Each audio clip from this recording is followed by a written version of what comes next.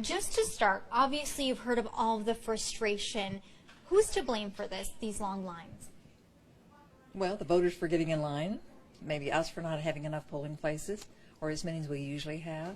But I think we've seen the hype in the last, I'd say, week to 10 days of the candidates, the national candidates coming here, which we haven't seen in past years. So I think that's kind of stirred everybody up, energized them. There's definitely high interest.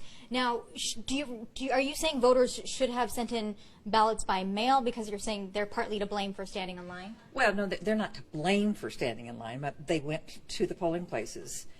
They could have voted early, or, that was their option in this instance. So I don't mean to blame the voters. I think it's wonderful voters went to the polls. That's what we encourage them to do all the time. We've looked at voter turnout over the last several years has been very, very low.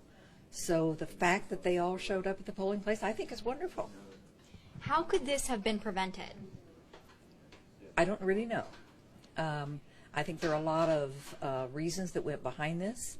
We looked at what we had seen in the past for early ballots and what we've seen at the polling places. We tried to look at that scenario.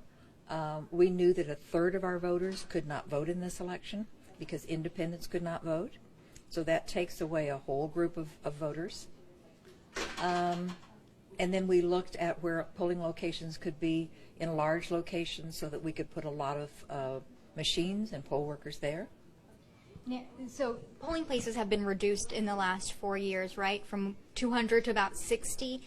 For this election. For this election. Yes. So we are required by law to have no more than half of our normal polling places, and we tried to reduce that looking at past history.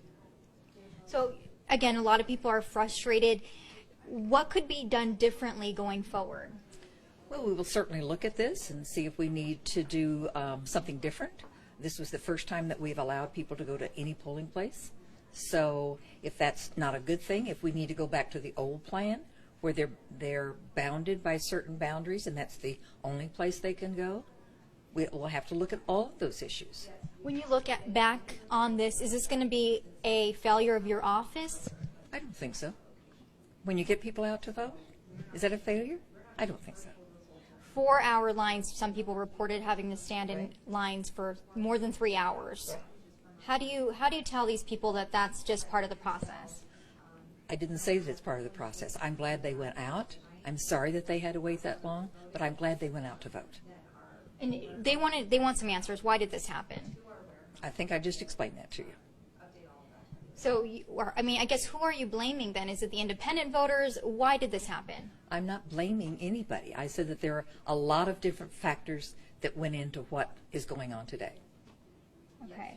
I guess I don't feel like I understand how this happened. What's the problem? Why were there this isn't happening in other counties. This has only been reported in Maricopa County. Well, it is happening in other counties. Okay. We have heard the same thing from other counties, that they are having the issue, some of them with the independent voters trying to vote, and we have to allow them to vote. So we'll vote them a provisional ballot, which will not count, but we have to do the paperwork on that anyway. So do you think it's not just here? Do you think it's a matter then that independent voters were the ones standing in lines, making these long lines, that they just didn't realize they couldn't vote in this election? As I said before, that's one of the factors.